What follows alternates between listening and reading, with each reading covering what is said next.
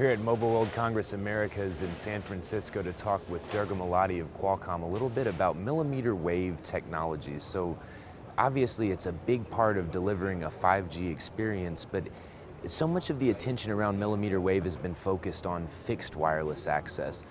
Is millimeter wave just for fixed, or can it be mobilized and brought into that 5G environment? One of the things that we have done is, as we've been building up our test bed and understanding the channel and the propagation, we've also been building up our prototypes to see what algorithms actually are key to making sure that this becomes a mobile system.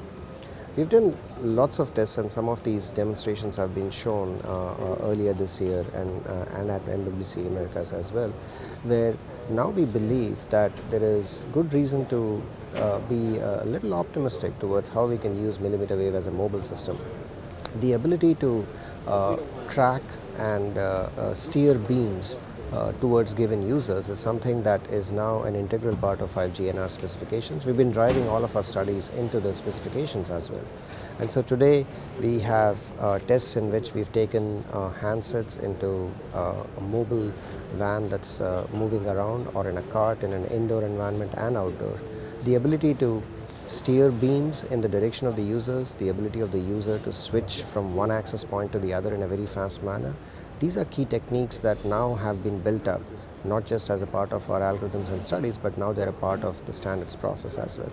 So we feel pretty optimistic about the way we can actually get all the capacity that we can from millimeter wave.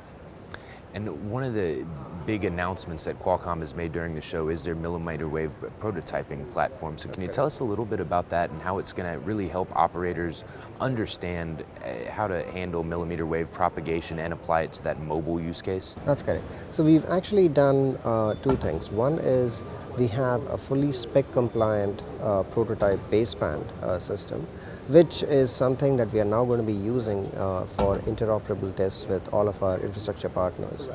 But the main point is that we actually want to mimic real world environment so that by the time commercialization comes into play in 2019, we are ready with everything. So in taking steps in that direction, what we did is we actually took a handheld form factor device, and we have antenna elements and integrated RFICs as a part of that form factor device. That enables us to experiment with, well, you know, humans actually, we tend to use our phones in multiple ways, we catch it in multiple ways. And if you now start doing tests with these handheld form factor devices, then we can mimic hand blocking, head blocking, self-body blocking, and other body blocking as well. So what happens is that if I'm holding a phone and if I turn around, then I might actually have to switch a beam very rapidly towards another access point, or maybe towards another beam in the same access point as well. But we want to actually prove it out using a handheld form factor. We've done these studies very well, but this millimeter wave prototype that we are talking of is something that we've been building for spec compliance interoperable testing. Eventually, this will set the stage towards field trials sometime next year after the specifications are completed. Well, the development seems to be really speeding up, and it's great to get a better idea of how Qualcomm is helping really spur that on. Yes, it is. In fact, we've made so many announcements with a lot of our infrastructure partners, dating all the way back to last year actually. We've made announcements with Ericsson, with Nokia recently, with ZTE. We're working with all of our partners, and both in the infrastructure and in the mobile operator community, because one of the next things that's going to come up is, right now we are doing a lot of these interoperable tests with our partners.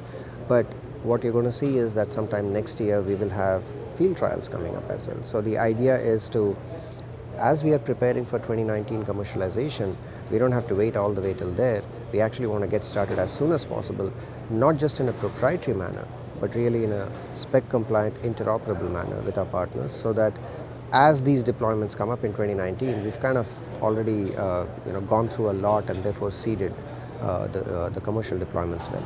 So from just a broad ecosystem perspective, do you feel like everything is coming in line to really support a rapid commercialization of 5G?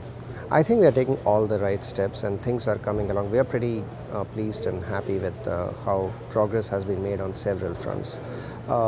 I'm not going to be able to predict exactly how things are going to happen in the 3GPP standards process, but there is a genuine desire to make sure that we stick to the timelines that we talked of. So that means that functional freezing of all the non-standalone mode specifications towards the end of this year, formal specs done by Q1 of next year. That means all the layer 1 and the layer 2 aspects are actually solidified. That's like the building block anyway.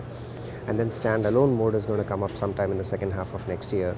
The official date is Q3 of next year is when the ASN1 freeze occurs. So that's like the formal specs are completed. So if that specification timeline holds, and we are driving that along with our partners in 3GPP, then it will also set the stage towards these interoperable tests. Because if that spec process starts slowing down, then we can actually interoperate very easily. So everything is coming. We are pretty happy with how things have come up so far. Lots of work ahead of us, but we look forward to it. Well, Durga, I appreciate you taking the time to share Qualcomm's leadership role in the space with us. All right, thank you.